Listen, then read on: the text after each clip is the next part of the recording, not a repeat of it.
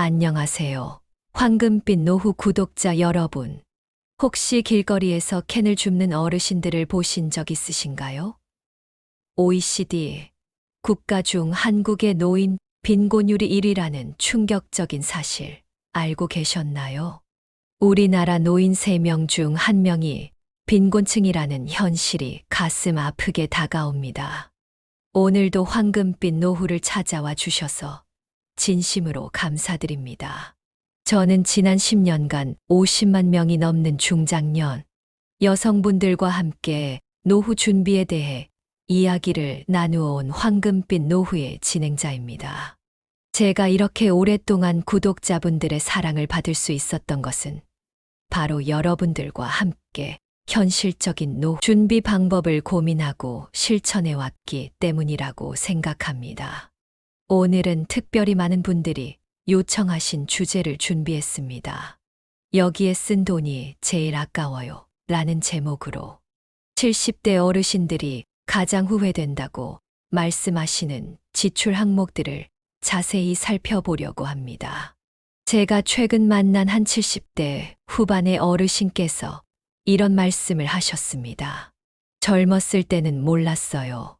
돈 걱정 없이 살 것 같았거든. 그런데 나이 들고 보니 아껴야 할 곳과 써야 할 곳이 이제야 보이네요. 이 말씀이 제 마음에 큰 울림을 주었습니다. 우리는 종종 한 번뿐인 인생 아끼지 말고 써야지라는 생각을 합니다. 맞습니다. 인생은 한 번뿐이고 돈은 쓰기 위해 버는 것이죠. 하지만 노후에는 수입은 줄어드는데 지출은 오히려 늘어나는 경우가 많습니다. 특히 의료비나 생활비는 예상보다 훨씬 더 많이 들어갑니다. 그래서 오늘은 70대 어르신들이 가장 후회된다고 말씀하시는 4가지 지출에 대해 자세히 알아보려고 합니다. 경조사비, 자녀 지원, 불필요한 투자, 과도한 건강관리 비용.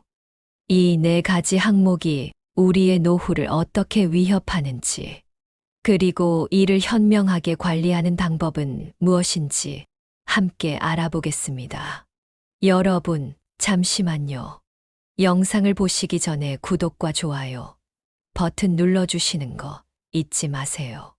여러분의 한 번의 클릭이 더 좋은 콘텐츠로 보답하는 원동력이 됩니다. 또한 알림 설정을 해두시면 매주 업데이트되는 노후 준비 꿀팁을 가장 먼저 만나보실 수 있습니다. 자, 그럼 지금부터 시작하겠습니다. 우리가 노후에 꼭 피해야 할 지출 함정들 하나하나 자세히 살펴보도록 하겠습니다. 끝까지 함께 해주시기 바랍니다. 먼저 경조사비에 대해 이야기를 나누어 보도록 하겠습니다. 최근 제가 만난 한 60대 초반의 구독자분께서 이런 고민을 털어놓으셨습니다. 매달 경조사비로만 100만 원 이상을 쓰고 있어요. 은퇴를 앞두고 있는데 이렇게 가다가는 노후 자금이 바닥날까 걱정이에요. 여러분은 한 달에 경조사비를 얼마나 지출하고 계신가요? 혹시 나중에 다 돌려받을 수 있을 거라 생각하고 계신가요? 안타깝게도 현실은 그렇지 않습니다. 한국노인복지관협회의 조사에 따르면 대부분의 은퇴자들이 현역 시절 지출했던 경조사비의 30% 정도만 돌려받는다고 합니다. 특히 퇴직을 앞둔 임원급 직장인들의 고민이 더욱 깊어지고 있습니다.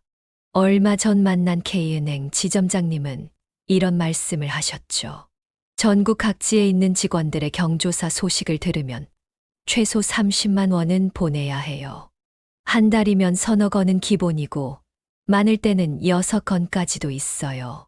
퇴직하면 이런 관계가 다 끊어질 텐데 지금 이렇게 부어넣는 돈이 과연 의미가 있을까 고민이에요. 문제는 이런 경조사비 지출이 단순히 금전적인 부담으로 끝나지 않는다는 점입니다. 정신적 스트레스도 상당합니다. 경조사 소식을 들을 때마다 마음이 무거워지고 때로는 통장 잔고를 확인하며 한숨을 쉬게 됩니다. 그렇다면 이런 경조사비 부담을 어떻게 해결할 수 있을까요? 저는 세 가지 방안을 제안드리고 싶습니다. 첫째, 선택과 집중의 원칙을 세워야 합니다. 모든 경조사에 참석하고 축의금을 보내는 것은 현실적으로 불가능합니다. 정말 가까운 지인과 가족에게만 정성을 다하고 나머지는 과감히 선을 그을 필요가 있습니다. 둘째, 경조사비 예산을 미리 정해두어야 합니다. 매달 수입의 5% 이상을 경조사비로 지출하고 있다면 위험 신호로 봐야 합니다. 예산을 초과하는 경조사는 과감히 죄송합니다. 문자로 대신하는 것도 방법입니다. 셋째, 나이가 들수록 경조사비는 줄여나가야 합니다. 60대 이후에는 월 수입의 3% 이내로 경조사비를 제한하는 것이 바람직합니다. 특히 퇴직 후에는 더욱 엄격한 기준을 적용해야 합니다. 실제로 경기도에 사시는 이모님 67세는 이런 원칙을 세우고 실천하신 후 큰 효과를 보셨다고 합니다. 처음에는 너무 미안하고 괜히 욕먹을까 걱정됐어요. 그런데 막상 실천해보니 주변에서 오히려 이해해 주시더라고요. 요즘은 다들 경제적으로 힘든 시기라 서로 부담 주지 않으려고 하는 분위기예요. 특히 은퇴를 앞둔 분들께 꼭 강조드리고 싶은 것이 있습니다. 더 이상 체면과 위신을 위해 경조사비를 쓰지 마세요. 은퇴 후에는 그동안의 인맥이나 직장 관계가 자연스럽게 소원해지기 마련입니다. 무리해서 관계를 유지하려 하지 마시고 자연스럽게 놓아주세요. 최근에는 조용한 축의금이라는 문화도 생기고 있습니다. 축의금은 보내되 참석은 하지 않는 방식이죠. 이런 새로운 문화를 적극적으로 받아들이는 것도 좋은 방법입니다. 또 한 가지 제안드리고 싶은 것은 경조사를 챙기더라도 금전이 아닌 다른 방식으로 마음을 표현하는 것입니다. 직접 쓴 편지나 정성스러운 메시지가 때로는 큰 금액의 축의금보다 더 값질 수 있습니다. 특히 자녀의 결혼식이나 회가변 등 큰 행사를 준비하시는 분들께 당부드립니다. 주변 지인들에게 부담을 주지 않는 소규모 행사를 고려해 보세요. 축의금 사양합니다라고 당당히 밝히는 것도 좋은 방법입니다. 마지막으로 경조사비 지출을 기록하는 습관을 들이시기 바랍니다. 매달 얼마나 지출하는지 정확히 파악해야 통제가 가능합니다. 스마트폰의 가계부 앱을 활용하면 손쉽게 관리할 수 있습니다.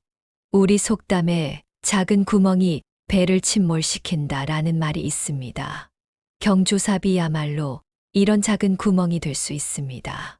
매달 조금씩 새는 돈이 모이고 모여 결국 우리의 노후 자금을 위협하는 큰 구멍이 될 수 있다는 것을 항상 명심하시기 바랍니다. 두 번째로는 자녀 지원에 관한 이야기를 나누어 보겠습니다. 최근 상담했던 한 어머님의 사연으로 시작해 볼까 합니다. 남편과 사별하고 받은 보험금으로 조용히 살려고 했어요. 그런데 아들이 사업 자금이 필요하다며 3억을 빌려달라고 하네요. 거절하자니 며느리가 시어머니랑 한 집에 살자고 하는데 이게 노후 자금을 노린 것 같아 마음이 불안해요. 여러분, 이런 경험 있으신가요? 자녀들이 경제적 도움을 요청할 때마다 마음이 복잡해지시죠. 도와주고 싶은 마음은 굴뚝 같지만 나의 노후는 어떻게 해야 할지 고민되는 것이 사실입니다. 통계청 자료에 따르면 우리나라 60대 이상 노년층의 43%가 성인 자녀를 경제적으로 지원하고 있다고 합니다. 더 놀라운 것은 지원 금액이 월 평균 소득의 절반을 넘는다는 사실입니다. 이것이 바로 한국의 노인 빈곤율이 OECD 1위인 주된 원인 중 하나입니다. 서울에 사시는 박모님 68세의 사례를 보겠습니다. 퇴직금으로 받은 2억을 아들 사업 자금으로 다 줬어요. 3년 만에 갚겠다고 했는데 벌써 5년째예요. 이제는 생활비도 빠듯해서 편의점 알바를 시작했어요. 그런데 얼마 전에는 손주 유학 자금을 마련해 달라고 하더라고요. 이런 현상이 발생하는 이유는 무엇일까요? 첫째, 우리나라 특유의 가족 문화 때문입니다. 자식을 위해서라면 뭐든 할 수 있다는 생각이 뿌리 깊게 자리 잡고 있습니다. 둘째, 자녀 세대의 경제적 어려움이 실제로 커지고 있기 때문입니다. 높은 집값과 취업난으로 자녀들이 경제적 독립을 못하는 경우가 늘고 있습니다. 하지만 이런 무조건적인 자녀 지원은 매우 위험합니다. 제가 상담했던 많은 분들이 자녀 지원으로 인해 본인의 노후가 무너진 경험을 이야기하셨습니다. 특히 다음과 같은 경우는 더욱 주의해야 합니다. 첫째, 본인의 노후 자금을 털어서 자녀를 지원하는 경우입니다. 이것은 절대 하지 말아야 합니다. 아무리 자녀가 어려워도 내 노후 자금은 반드시 지켜야 합니다. 둘째, 자녀의 대출 보증인이 되어주는 경우입니다. 많은 부모님들이 자녀의 사업이나 주택 구입을 위해 보증을 섭니다. 하지만 이는 매우 위험한 선택입니다. 자녀의 사업이 실패하면 그 부채는 고스란히 부모의 몫이 됩니다. 셋째, 퇴직 후에도 계속되는 용돈 지원입니다.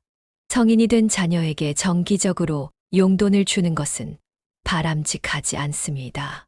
이는 자녀의 경제적 자립을 저해하고 부모의 노후를 위협하는 요인이 됩니다. 그렇다면 어떻게 해야 할까요?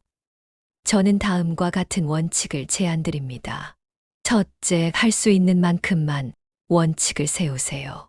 본인의 노후 자금을 제외한 여유 자금, 범위 내에서만 지원해야 합니다. 둘째, 지원 기간과 금액을 명확히 정하세요. 언제까지 얼마를 지원할 것인지 미리 약속하고 이를 반드시 지켜야 합니다. 셋째, 자녀와 솔직한 대화를 나누세요. 본인의 노후 준비 상황과 경제적 한계를 자녀에게 분명히 이야기해야 합니다.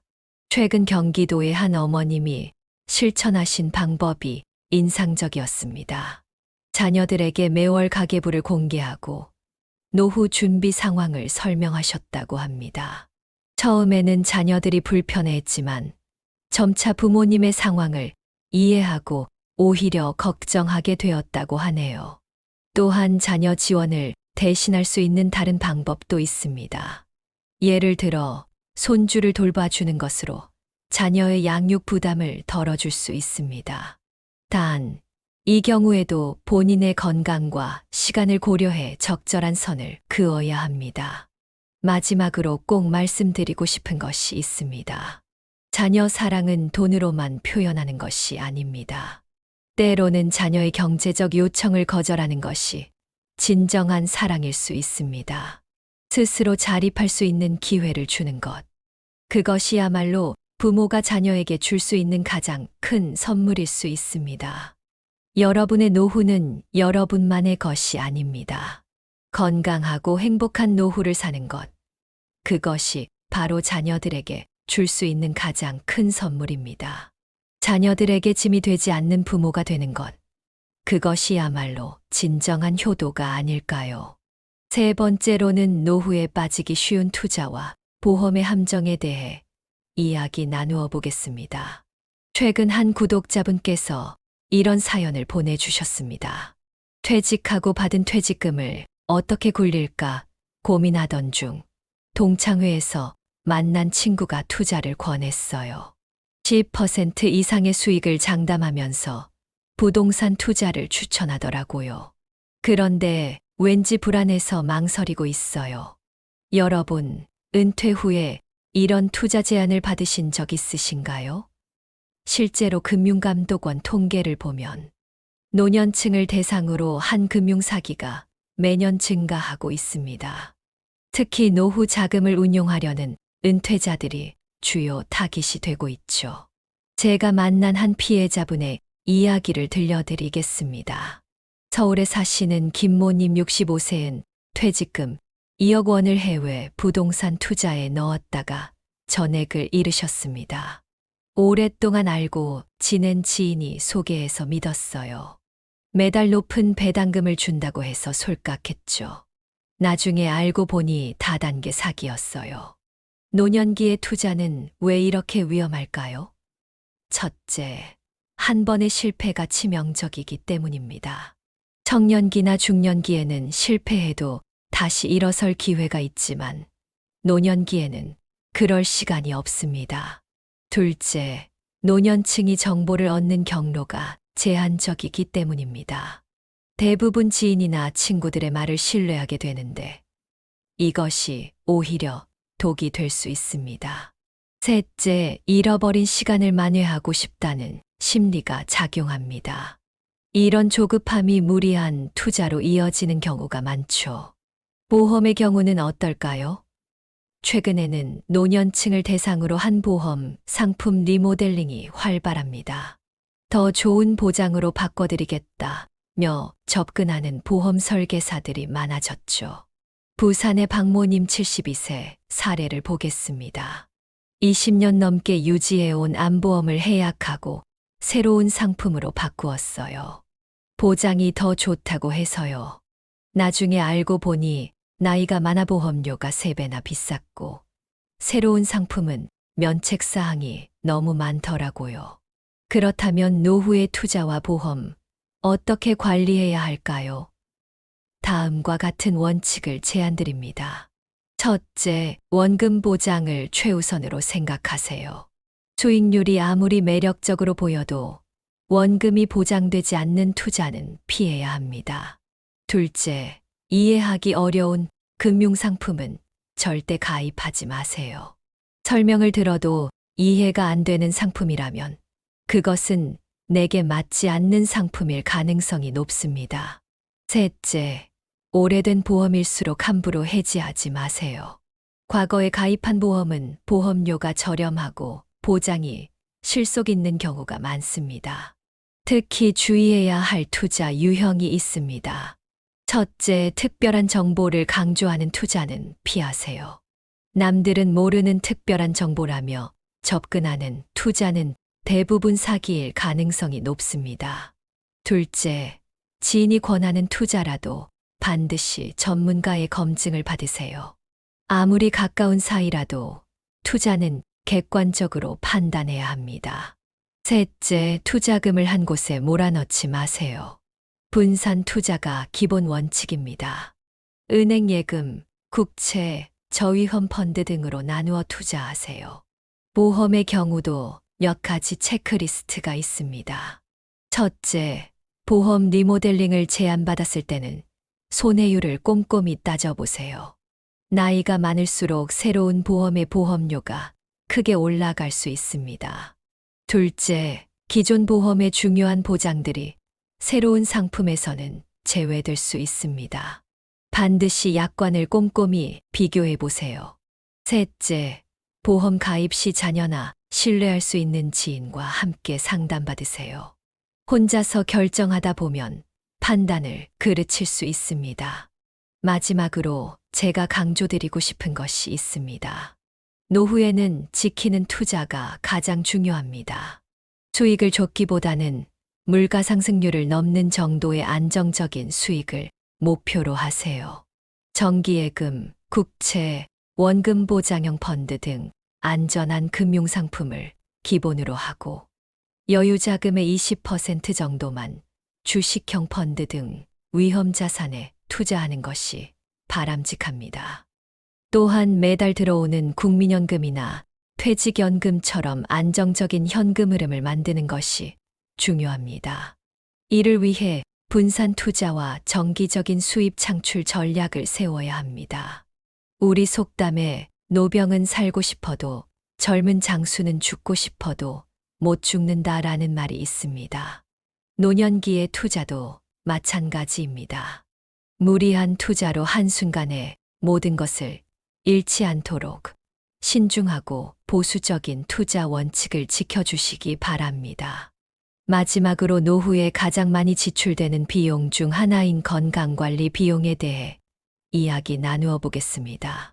특히 불필요한 건강관리 비용이 얼마나 많은지 그리고 이를 어떻게 줄일 수 있는지 살펴보도록 하겠습니다. 최근 만난 이모님 63세의 사례로 시작해 볼까요? 아침에 일어나면 영양제만 열알을 먹어요. 종합 비타민, 오메가3 글루코사민, 칼슘, 마그네슘. 한 달에 영양제 값으로만 50만 원이 넘게 들어요. 그런데 솔직히 효과를 잘 모르겠어요. 여러분의 아침은 어떠신가요? 혹시 이모님처럼 영양제를 한 움큼 드시고 계시지는 않나요? 건강기능식품협회 통계를 보면 60대 이상 노년층의 90% 이상이 영양제를 복용하고 있으며 평균 45종류의 영양제를 동시에 섭취하고 있다고 합니다. 문제는 이런 과다한 영양제 복용이 오히려 건강에 해로울 수 있다는 점입니다. 서울대병원 노인의학과 김 교수님은 이렇게 말씀하십니다. 과도한 영양제 섭취는 간과 신장에 부담을 줄 수 있습니다. 특히 노년층의 경우 신장 기능이 저하되어 있는 경우가 많아 더욱 주의해야 합니다. 또 다른 문제는 불필요한 검진과 치료비입니다. 대구에 사시는 박모님 68세의 사례를 보겠습니다. 동네 한의원에서 무료 검진한다고 해서 갔다가 300만 원짜리 보약을 지었어요. 효과도 없는 것 같은데 한 번 시작하니 끊기가 힘들더라고요. 이처럼 노년층을 대상으로 한 과도한 의료 마케팅이 문제가 되고 있습니다. 특히 다음과 같은 경우를 주의해야 합니다. 첫째, 무료 검진을 미끼로 한 고가의 치료 권유. 둘째, 과도한 영양제나 건강기능식품 처방. 셋째, 검증되지 않은 민간요법이나 치료법 권유. 그렇다면 현명한 건강관리는 어떻게 해야 할까요? 저는 다음과 같은 원칙을 제안드립니다. 첫째, 영양제는 전문의와 상담 후 필요한 것만 복용하세요. 모든 영양소는 기본적으로 음식을 통해 섭취하는 것이 가장 좋습니다. 필수 영양제 외에는 과감히 줄이세요. 둘째, 정기적인 건강검진을 활용하세요. 국가에서 제공하는 건강검진만으로도 기본적인 건강관리가 가능합니다. 불필요한 추가 검사는 피하세요. 셋째, 운동을 통한 건강관리를 최우선으로 하세요. 걷기, 수영, 요가 등 본인에게 맞는 운동을 찾아 꾸준히 하는 것이 가장 효과적입니다. 특히 운동의 중요성을 강조드리고 싶습니다. 국민건강보험공단의 연구에 따르면 규칙적인 운동을 하는 노인과 그렇지 않은 노인의 의료비 차이가 연간 200만 원 이상 난다고 합니다. 실제로 인천의 한 어르신 71세는 이렇게 말씀하십니다.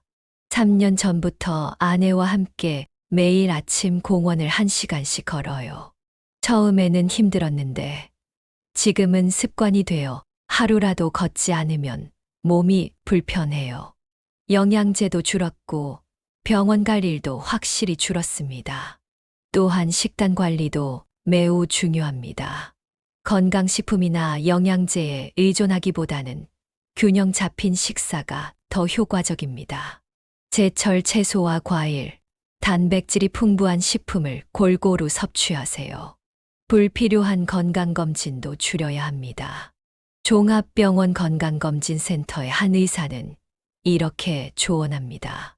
국가건강검진 외에 추가 검진이 필요한 경우는 많지 않습니다. 불필요한 검사는 오히려 불안감만 키울 수 있습니다. 그리고 꼭 말씀드리고 싶은 것이 있습니다. 건강관리에서 가장 중요한 것은 지속성입니다. 비싼 영양제나 건강기능식품에 의존하기보다는 매일 조금씩 실천할 수 있는 건강 습관을 만드는 것이 중요합니다.